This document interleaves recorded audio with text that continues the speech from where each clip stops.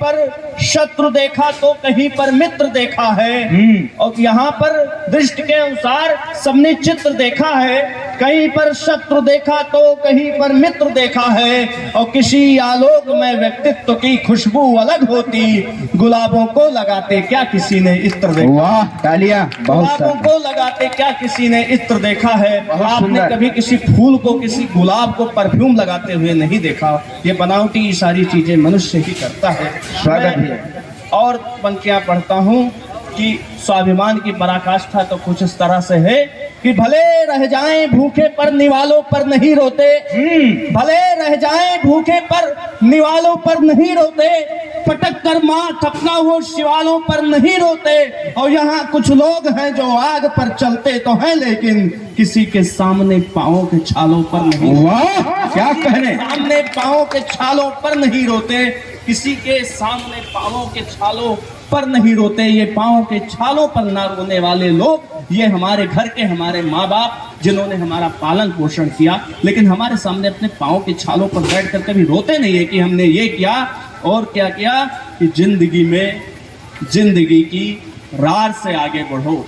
वही पाँव के छाले हमें प्रेरणा देते हैं कि जिंदगी में जिंदगी की रार से आगे बढ़ो।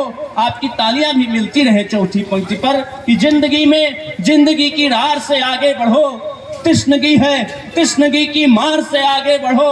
और सौंप कर पतवार मुझको मुश्किलों ने यह कहा, बढ़ सको तो वक्त की हर धार से आगे बढ़ो, बढ़ सको तो वक्त की हर धार से आगे बढ़ो। और जब हम यहाँ पर अभी नीरज भाई ने कहा कि हम कोई उत्सव इसलिए मना पाते हैं नीरज जी कि सेना का जवान जो होता है वो बॉर्डर पर जाग रहा होता है। वो क्यों जाग रहा होता है, आखिर उसके पीछे कोई प्रेरणा तो रहती होगी। उस प्रेरणा को मैंने 4 पंक्तियों में ढालने का प्रयास किया है। उसकी माँ कहती है अपने बेटे से कि विजय से पूर्व लेने को कभी आशीष मत आना, विजय से पूर्व लेने को कभी आशीष मत आना, बनाकर बैरियों को इस धरा का धीश मत आना। और भले कुछ भी हो जाए पर मेरे भारत की रक्षा में कटाकर ही भले आना, झुकाकर शीश मत आना। वाह, क्या कहने। आना झुकाकर शीश मत आना। और उन सैनिकों के लिए जब लिखने की बात आती है तो विनय अक्षर लिखता है कि लिखा जाए अगर तो देश का वंदन लिखा जाए, लिखा जाए अगर तो देश का वंदन लिखा जाए, सदा ही सैनिकों का मान अभिनंदन लिखा जाए। और लुटाए हैं बहुत से शब्द नित महबूब पर अक्षत, लगा जो भारती के भाल पर चंदन लिखा। क्या कहने। वाह, भारती के भाल पर चंदन लिखा जाए। और क्या लिखा जाए कि राग करकशी छोड़ के मधुरिम मधुरिम तान लिखी जाए, राग करकशी छोड़ के मधुरिम मधुरिम तान लिखी जाए। नहीं रुदन की चाह किसी को, बस मुस्कान लिखी जाए। और सत्य सनातन आर्याव्रत के महलों की जो नींव बने, सबसे पहले उन्हीं चेहरों की पहचान लिखी जाए। वाह, तालियां। क्या कहने, बहुत सुंदर। पहचान लिखी जाए।